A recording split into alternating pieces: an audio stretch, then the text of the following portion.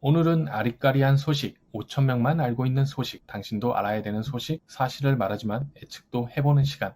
지금은 호사원 시간입니다. 오늘의 예측 제목은 2019년 8월 수출 규제 애고 품목 정리라는 제목으로 간단히 말하고자 합니다. 몇 가지 품목이 규제를 당하고 있습니다. 정확하게 다음이 무엇인지 말을 하지 않더라고요. 그래서 제가 정리해서 예측을 해보고자 합니다. 저는 결론만 말하는 타입이니까 요점만 말할게요.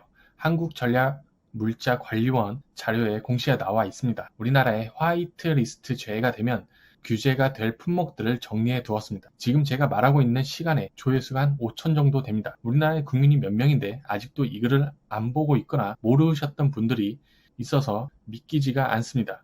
기관에서 운영하는 자료이고 기레기들만 보고 이 기사를 쓰고 있습니다. 제가 아래 설명란에 링크를 달아놨습니다. 꼭 확인하시고 정부가 어떻게 방어를 하는지 관련 종사자도 이 글을 읽고 대처하시고 많은 분들이 심각성을 잘 아셨으면 좋겠습니다. 저는 화학 분야만 잘 알기에 다른 분야의 규제 재료들에 대해서는 어떤 피해가 올지는 예측할 수 없습니다. 그러나 제가 알고 있는 지식의 힘으로 말씀을 드려보겠습니다. 전략물자관리원에서 정리한 품목은 총 40종, 핵무기, 미사일, 생물무기, 화학무기에 쓰이는 품목 40종입니다. WMD 개발 등에 사용될 가능성이 매우 높은 품목을 정리한 자료가 있습니다. 결론은 무기와 관련된 품목을 규제하는데 무기를 만드는 내부자들만 알고 있기 때문에 이것이 우리에게 어떻게 피해가 가는지는 모르겠습니다. 그런데 다른 자료 중에 일본 통제 리스트 15개를 정리한 자료가 있습니다. 무기, 원자력, 화학무기, 미사일, 첨단 소재, 재료가공, 전자, 전자계산기, 통신, 센서, 항법장치, 해양 관련 추진장치, 기타 품목 등 이렇게 15가지를 정리해 놨습니다. 당연히 번역도 해두었습니다.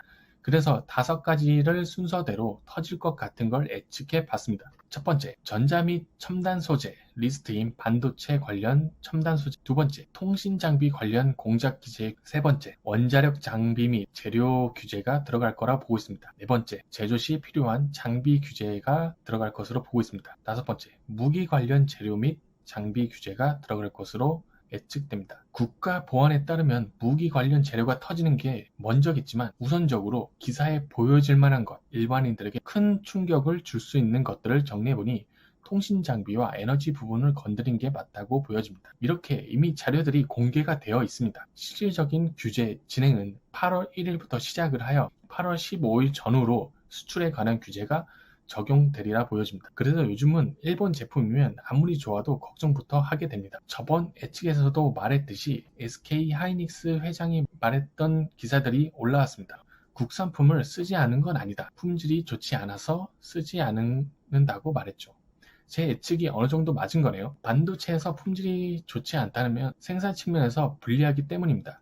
그런데 기사에서는 국산을 쓰지 않는다고 그렇게 몰아세우고 있네요. 반도체 생산에서 소비자가 컴플레인을 걸면 우리는 국산품을 쓰고 있으니 그런 측면을 좀 이해해 주세요 라고 하면은 여러분들은 그렇게 봐주실 수 있나요? 아마 아무도 그렇게 용납을 하지 않을 것입니다. 아무도 책임을 지지 않는 발언들을 할 뿐 대책도 없는 언론 플레이만 하고 있습니다. 요즘 기사들만 보더라도 우리에게 새로운 기회가 찾아오는 것 같아 보이지만 한편으로는 그동안 얼마나 신경을 안 쓰고 일이 터지니까 그때 찾는지 참 한탄스럽습니다. 이 영상을 보는 분들에게는 지금부터는 끝까지 봐주지 않으셔도 좋습니다. 제 개인적인 이야기를 할 겁니다. 지금의 정부 그리고 과거의 정부에 대해서 제 의견을 말하고자 합니다. 반도체 관련 기사를 보고 무엇을 느꼈나요? 포토레이스트, 불화수소 이런 거 알고 있었나요? 기사를 보고 물어도 보지만 실질적으로 어디에 쓰이는지 저런 산업 또는 저런 재료를 누가 만들고 있는지 모르시지 않았나요? 저번 영상 중 말씀드렸다시피 전화기, 전자, 화학, 기계 취업이 잘 되는 곳이 있습니다. 우리나라의 3D 직군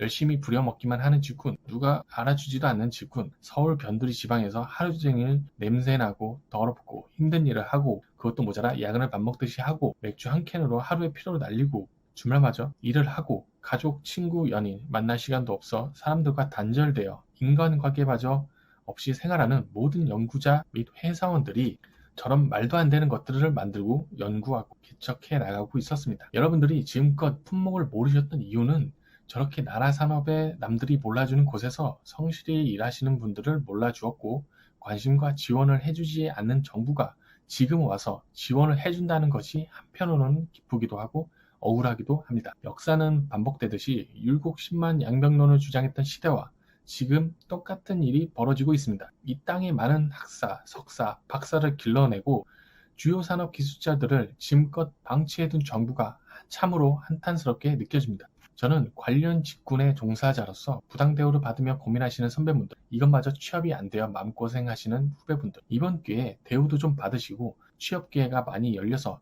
사자 직업군보다 더 잘나가는 공무원보다 더 우대받는 직업군이 되었으면 하는 바람입니다. 지금까지 호사원이었습니다. 영상이 좋았다면 구독 부탁드리겠습니다. 구독해주신 19분 정말 사랑합니다.